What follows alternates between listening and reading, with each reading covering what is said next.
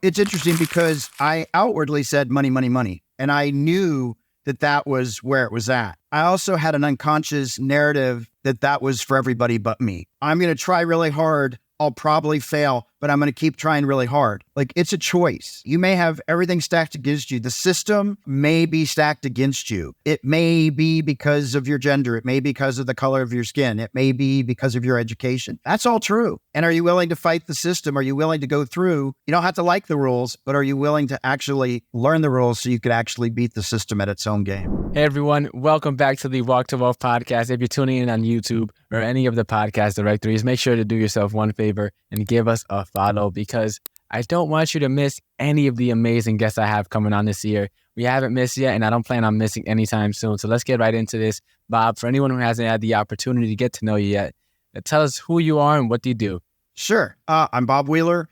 I am a CPA. I have a tax practice. I'm CFO and COO of the world famous Comedy Store.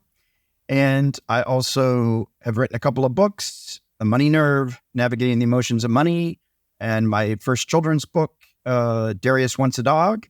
And I basically have made it a mission to normalize conversations around money and trying to get people to understand there's no shame in not having financial literacy. It's not too late to learn, and that we can all continue to have a healthier relationship with our money if we can get conscious and intentional in our choices. That's the thing, man. Not even just for money, but like with everything is like, if you're running on autopilot, man, you're destined to fail. So it's how can we become conscious about everything, our spending, our money, our business, our life, our relationships, whatever. And so, Bob, but before we dive into today's conversation, take us back in a time machine a little bit. Who was little Bob like? What was going in your mind growing up? What was it like in your childhood, and how did that play a part of who you are today?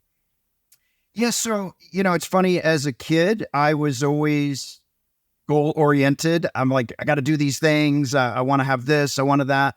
I was, they kidded me for being a little bit money-focused. I was sort of like that Michael J. Fox kid that was like, got to have money, got to have money.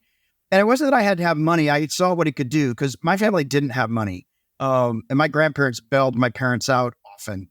And so, there was a part of me, my mom was an artist, so there was the artistic, creative stuff, but then there was the practicality of, you got to eat, I got to put things on the table. And so I enjoyed playing and writing and joking and, playing in the mud, all that kind of stuff. I grew up in a small town and, but I always wanted something more. I knew I had to create a safety net early on. There wasn't going to be a safety net. I was not a trust fund baby. I wasn't born into Buckingham Palace. I had to make it on my own. And so I started focusing on that early. Man, I love that, man, because it's like so many people, they get so caught up in other people's money and other people's cars. And so I want to ask you, because so many people look at other people's hands and the first thing they do is get negative about it. They get negative emotion. But you, as a kid, were able to spin that positively. So like, what helped you make that perception, I guess? Because a lot of people say, oh, but he has the money, or why can't we be like them, or why can't we have what they want? And some people, you only view it negatively. And some people view it negatively to then use it as fuel. But like most people view it negatively and use it as a crutch, as like something that cripples them and holds them back. So like, how are you able to pretty much spin that the right way? Yeah, well, I think early on when my friends had success, instead of saying, I can't believe they got to go, or I can't believe I was like, sweet, I'm around people that are successful. And so I figured the more I'm surrounding myself with people that are making it or making things happen, the more likely that's going to rub off on me. And so I've always been excited for other people when they get a goal met, or if they land a job, or some of my friends are in the entertainment world. I'm like, good for you, because that just means I'm that much closer. So I just early on was always like, surround yourself with winners and you'll be a winner. No, 100%. There's a quote, and you probably heard it a trillion times. It's like, if you're the sixth person at a table of millionaires, you're most likely to be a millionaire. If you're the sixth person at a table of bums, I hate to break it to you, but you might end up a bum, right? Absolutely. And it brings me back, because so high school with me isn't too long ago, right? It's like, I still remember the old quote, like, birds of a feather flock together. And I used to say it jokingly all the time. It's like, even if you do not partake in the actions of the people around you, there's a Bible quote I love, and it's, do not be misled. Bad company corrupts good character. So even if your friends aren't the best influences on you, don't be naive to think that just because you have your head straight, that your head won't turn eventually under the right circumstances. And so that's when I started really getting very conscious as to like who I really started spending my time around. Once I started getting into entrepreneurship, it's like people started to fizzle away slowly but surely. Not because they were bad people, not because they were bad influences, but because where I wanted to be wasn't in alignment with where they saw themselves going. Not saying that they were going to a bad place, it was just a different place. So now fast forward a little bit in your journey, right? You growing up as a kid, right? And you started always, money, money, money, money, money. How did that kind of play out in like your early adulthood? What was that like then? Well, it's interesting because I outwardly said money, money, money. And I knew that was where it was at. I also had an unconscious narrative that was for everybody but me. And so I'm going to try really hard. I'll probably fail, but I'm going to keep trying really hard. And so for a while, I wasn't walking the talk. I was like talking it, but I wasn't walking it. And so, but I was driven. Like I knew, okay, you got to get a goal. You got to get a goal. You got to have the next goal. And so I would go for things and often just go, well, probably won't work out. So wasn't too disappointed, right? I had to then get really honest and do a deep dive into my own choices and say, wow, I'm not being intentional. I'm not in integrity with what I say I want and what I say other people might want to do. And so I had to get really curious about those money stories growing up in childhood because I didn't want what I had. I didn't know how to get what I wanted. That's a really interesting point. And I think it's something that a lot of people can relate with. So I want to ask you, for all of us driven folk, when we don't achieve what we originally set out to achieve, it's like one of the biggest hits to our ego that we could take. Yeah. Like for me, like last year, I was left thinking like, yo, what on earth am I doing with myself? Like as if almost I was a complete failure because although I was making motion, I wasn't making progress and I was spinning my wheels trying to figure it out and not getting anything actually done that was moving the needle. So it's like, how do you survive that? Because a lot of people, they would get discouraged. A lot of people, they would like, man, F all this, if it's not going to work out anyways, eventually you can only try but so many times before that, puppy energy of like, oh, I want it eventually fades away. And then it's like, man, if I don't get it, I don't even care anymore. So it's like, what allowed you to persevere through that? Well, for me, I feel like if you push and push and push, eventually you're going to be the last man standing. Because a lot of people do just say, I give up. It's not worth it. And if you can hold in that extra 5 minutes, that extra hour on things that really mean something to you. If it's just like, oh, I'm trying to win this race and there's no skin in the game. I don't care. If I'm not emotionally attached, it's easier to let it go. But for me, it's like knowing when to walk away, like trusting my gut to say, I can walk away and be okay with it not going the way I wanted, or no, I'm going to give it 2 more tries or whatever it might be. But I think, it's sort of a catch-22 because I want to have all these accomplishments, right? So I got that one. But as soon as you finish that accomplishment, you got to go to the next one. And you don't I never allowed myself to stop and say, sweet, man, accomplishment, done. No, I got to get to the next thing. I got to keep my value up because I attached my self-worth to my accomplishments. And so it was really important to get those things accomplished if I wanted to feel good. No, and so it brings the question, right? So like even NFL players dance when they hit the end zone, right? Yeah. We don't do our celebration dance. A lot of us, we don't do our little dance. Most of the people my age, the a little gritty they call it is one of the Justin Jefferson on the Vikings. He does a little dance called the gritty all the time. It's like everyone does their celebration dance when they hit the NFL. When they hit the end zone in NFL. But it's like in the game of entrepreneurship, in this game of life, we just move the goalposts further.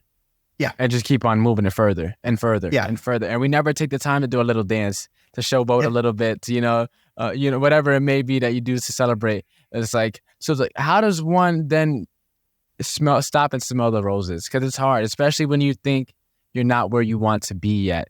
So it's like, how does one stop? You schedule it. You schedule it. Friday at 2, it's a play date. Saturday at 6:00, it's happy hour. Whatever it is, plan the pleasure. Don't sit and wait like, oh yeah, when we fit. No, even if I'm not all the way to my goal, but I'm pretty far along, stop and celebrate. We're almost there. So you do have to. I think it's helpful to stop and take it all in for a moment, and then you can pivot to the next goal. But I think as entrepreneurs, sometimes we get addicted to, oh, let me just be in my struggle. I think there are some people that enjoy the struggle of entrepreneurship. I want to actually get to a monetary result so that I don't have to struggle. But a lot of entrepreneurs, when they actually get to success, they feel stifled because now it's the same thing over and over, whether it's sales or whether it's service. I want to go back to the struggle and the creativity and making things work and making a dollar stretch into 50. There's an addiction there, I think, somewhat. No, 100%. One of those things is like when you're in the journey, when you're in the I guess in the middle of the storm, right? It's like it's so much more exciting here, I feel. Yeah. And it's like, but then I always think that's like the more you gain, the more you could do. It's just like for me, like I know when I get to quote unquote where I want to be, right? Because life, I feel, is a journey. And that's why the whole show is called Walk to Wealth. It's just like it's the walk itself that makes it all worthwhile, not the end result. So let me ask you to segue a little bit. So when did you start stepping into the person you were called to be and start doing all that you do now? Like what point that, you started, to get a sense and you started looking in, you mentioned, and started addressing the stories that you had playing in the back of your head that were kind of keeping you stuck.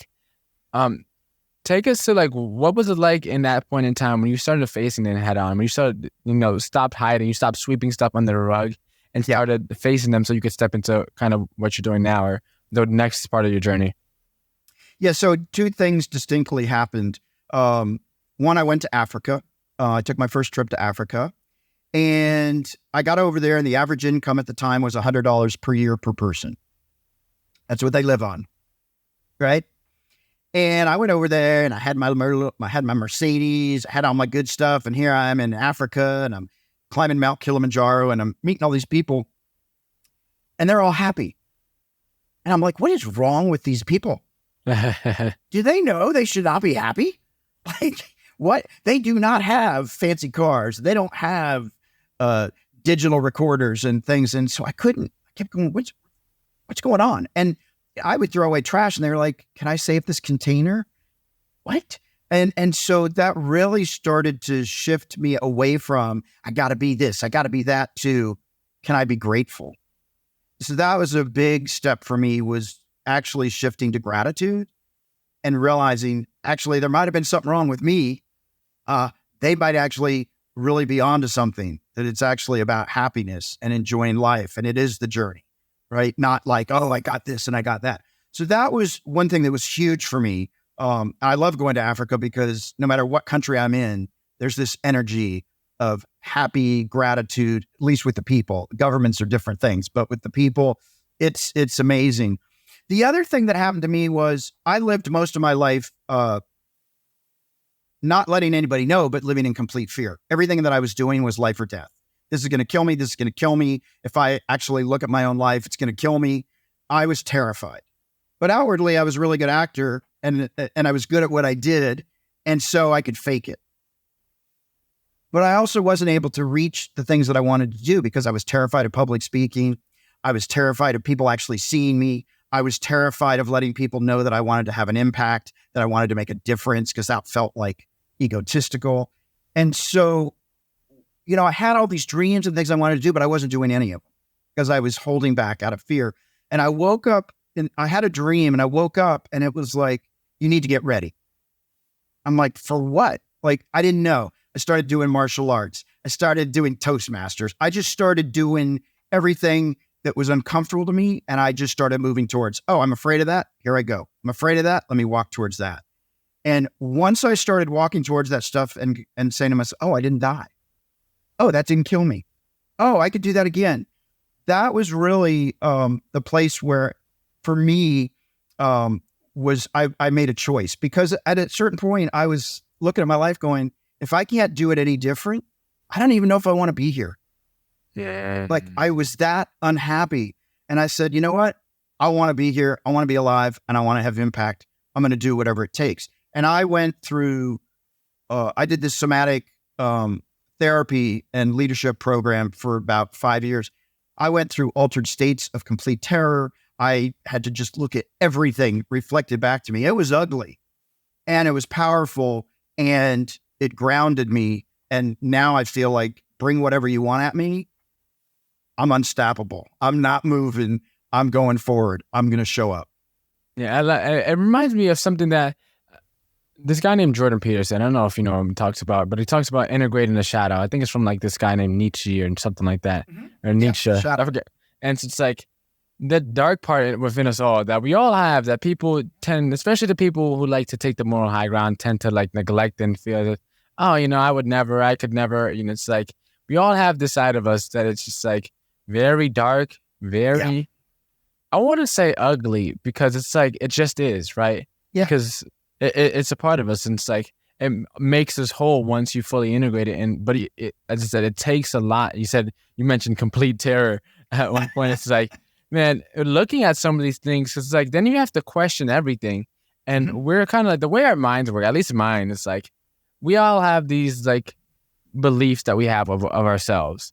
And then when we look inside of ourselves and we start facing some of these things on this entire structure of organization of who we think we are, then the foundation starts to crack and wiggle and wobble, because the person that you may be masquerading as actually isn't the person you're truly meant to be.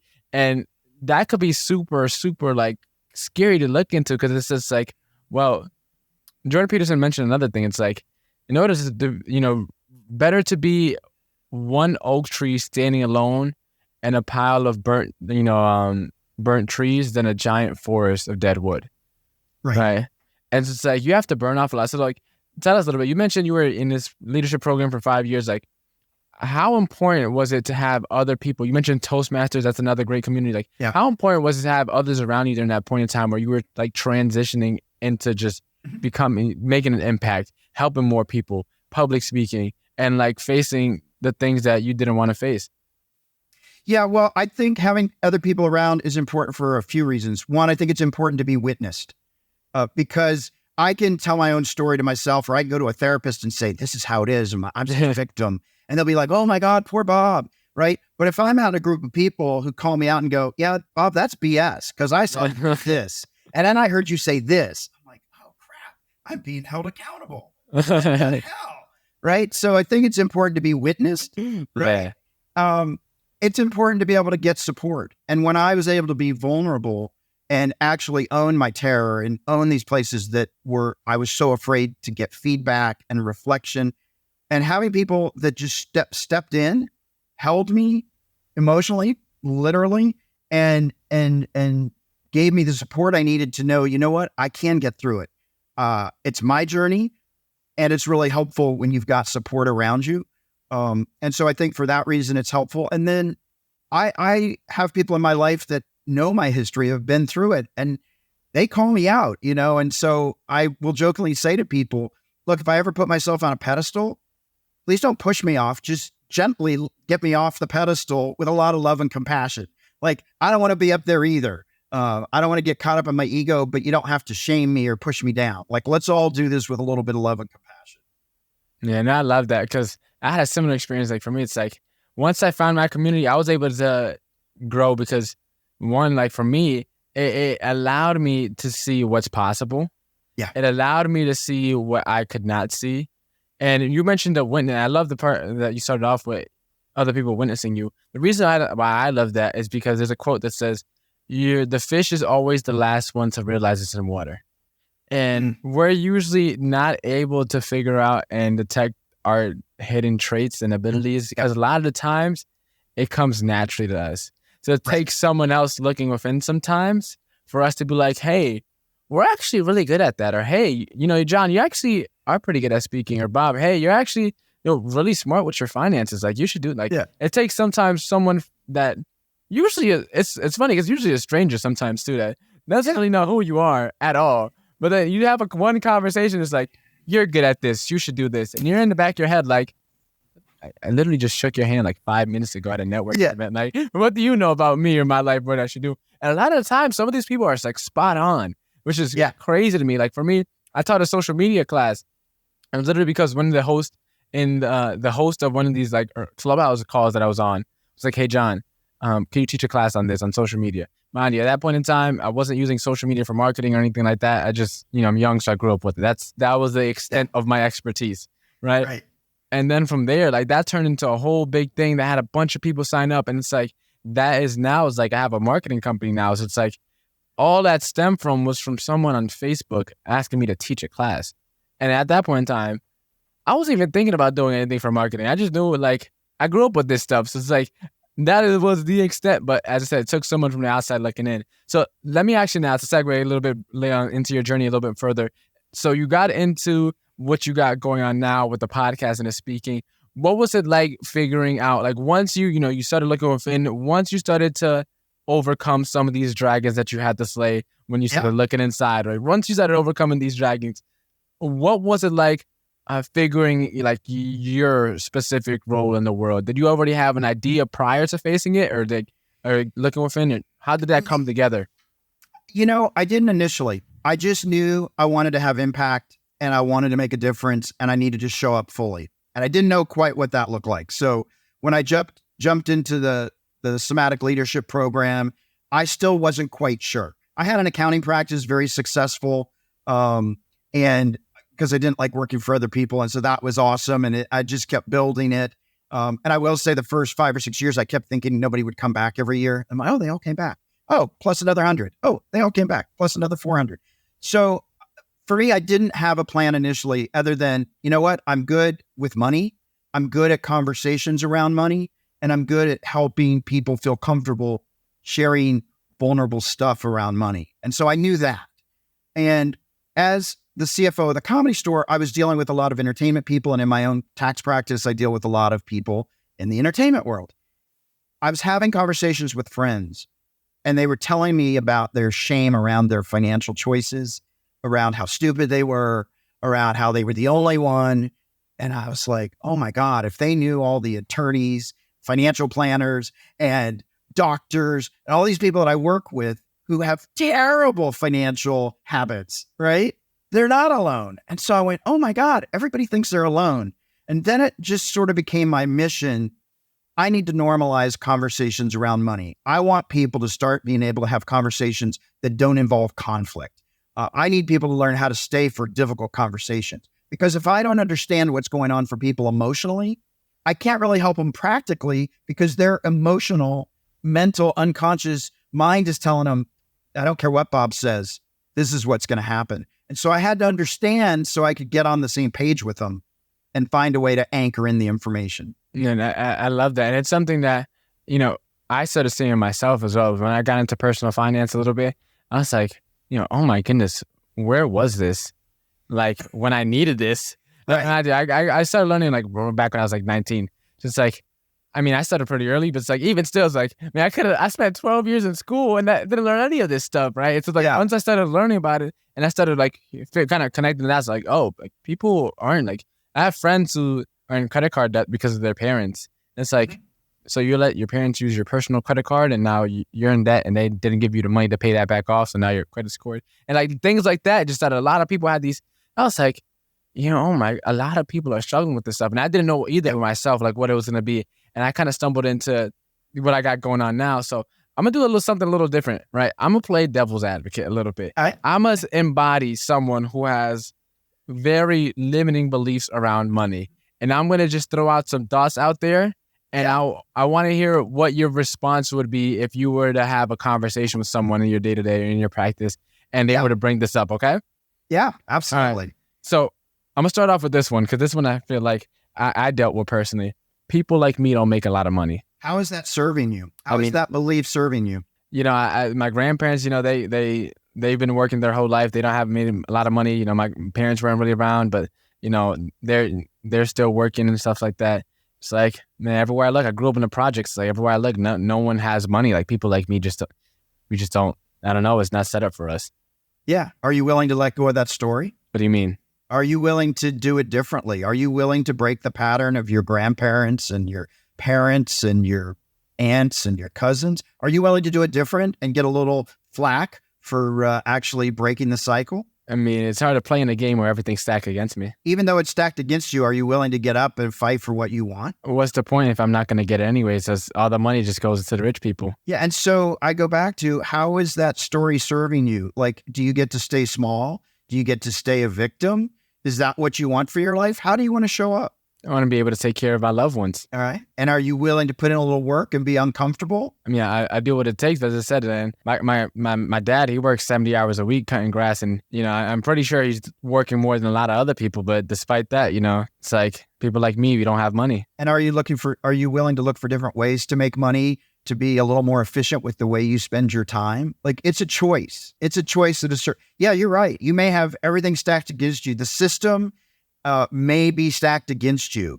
It may be because of your gender. It may be because of the color of your skin. It may be because of your education. That's all true. And are you willing to fight the system? Are you willing to go through? You don't have to like the rules, but are you willing to actually learn the rules so you could actually beat the system at its own game? I think I'll pause here. Man, I love that response, because this is something that I hear like a lot of people like saying. I love that you brought into, like, are you willing to learn the rules of the game? There's one thing I love, and I heard somewhere, and I kind of stole and ripped off. It's pretty much there's two, like, you can say tax codes. There's two money games. There's two ways of playing the game. There's one set of rules for the informed, and one for the uninformed, and that's what it all boils down to. For the informed, so it's like, I love that you mentioned, are you willing to learn the rules of the game? So many people, man, as I said, so I grew up in the projects. My grandparents don't work, right? My dad is a landscaper. So it's like, all this stuff, there's so many odds stacked against me for me not being successful. And like, despite that, I would never let any of that step in a way. Part of it stems from my faith, right? So it's like, if God is with me, no weapon formed against me shall prosper, I believe, right? So it's like, how on earth can I let worldly things get in the way of me stepping into who I'm meant to be? It's like, no matter what I do, it's like, it's not that I'm fearless, it's the fact that I am courageous, which is feeling the fear and doing it anyways. And it's like, a lot of this, right. I don't know what I'm doing, a lot of the time, but it's like, I get an idea, I get a spark, I get some type of direction, and I take a step forward, and then the next step kind of just reveals itself almost, and progressing. And when I first started off in this journey, man, as I said, I knew nothing about personal finance. I knew nothing about how to build your credit, or like personal credit cards or business credit cards, or like investing, and none of that stuff. But it's just like, man, the information is out there. And I love a lot of the points that you brought up. So let me ask you, so now it's like, what are some of them? So those, I just brought up some that I hear personally. What are some of the main limiting beliefs, or some of the things that you hear that people commonly struggle with that you see?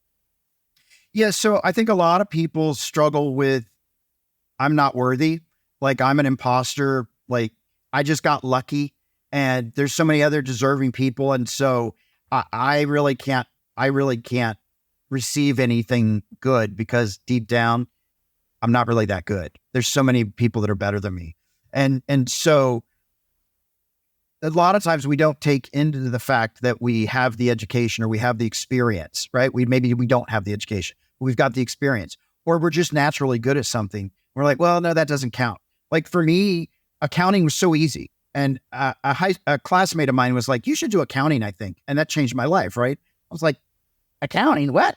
But it was something I was good at. But then I thought, well, I can't charge for this. It's so easy. Yeah.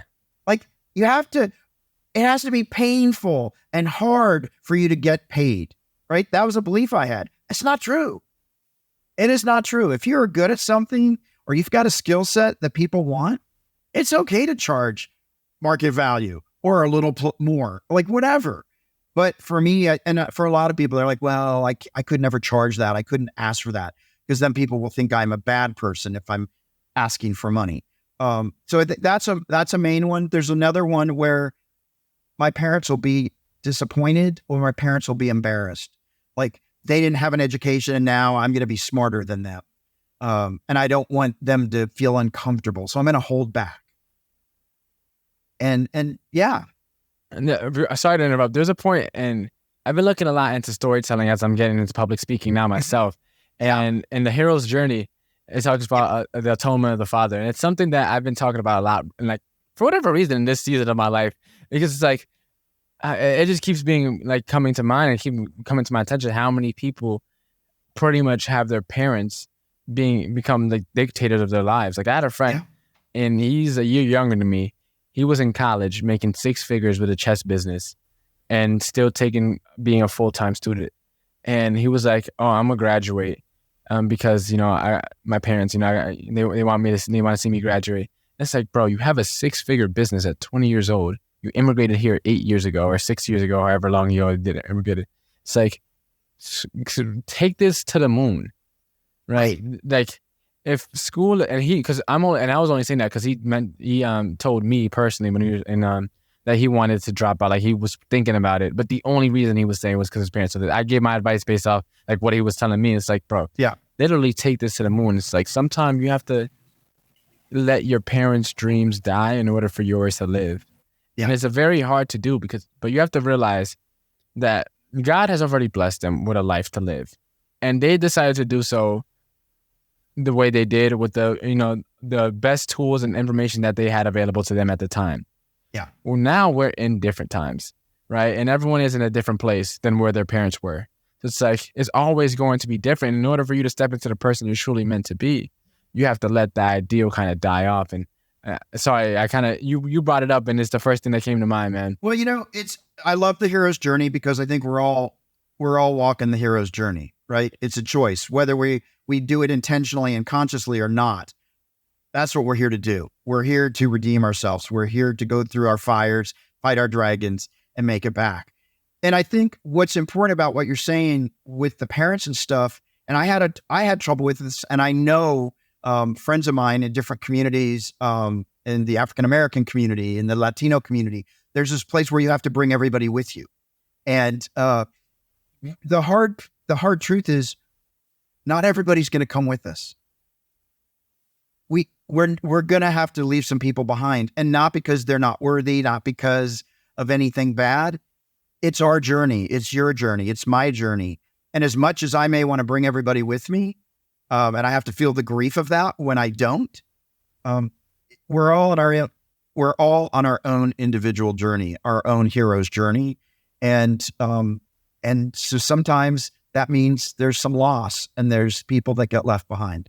Yeah, Moses didn't make it to the promised land. Yeah, that's right. He didn't make it. Despite him leading them out, it wasn't his calling to get there. And as you were saying, and it's hard to kind of internalize because especially when a lot of us get into the entrepreneurship stuff and we're coming from nothing, usually it's to get us in a better place, get our loved ones in a better place, right? Yeah. And it's just like when you realize not everyone can board the ship. The same thing, and I'm just using biblical references because this is what's coming into mind now. When Noah as well, it's like not everyone could make it on the boat. Right. A lot of people got washed away.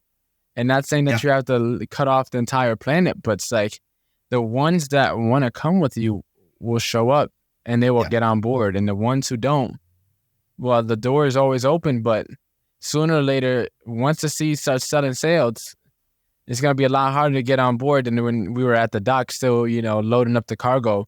And you might have to leave some people behind. So let me ask you then, how did you get through that? How did you work your way through that, knowing that not everyone was going to come? Because it's something that's like, you feel a lot of guilt almost because you can't help or save everyone.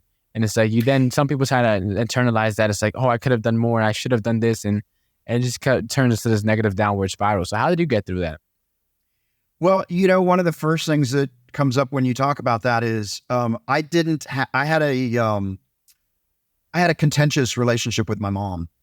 Both my parents to a degree. And, there was a point where I realized that I didn't feel like I was being supported. And I felt like there was a lot of negativity coming at me. And I also, childhood was a little rough. And so I was not able to separate my mom as an adult from the mom that was my mom as a child. And So I finally realized, I actually called my mom and said, look, I'm struggling. I have a lot of anger at you. I can't separate the anger from my childhood, and I have some work to do. And I actually need to cut off contact with you. And I need you to just stay out of my life. And when I'm ready, if I'm ready, I'll let you know. And it was an incredibly hard, and I know it was really difficult for her, but I didn't talk to her for almost 2 years, might have been 3, no contact. And when we re-engaged, it was a completely different relationship. I was able to say, this is who I am. This is what I want. And if you can support that, you don't have to like it. You don't have to agree with it.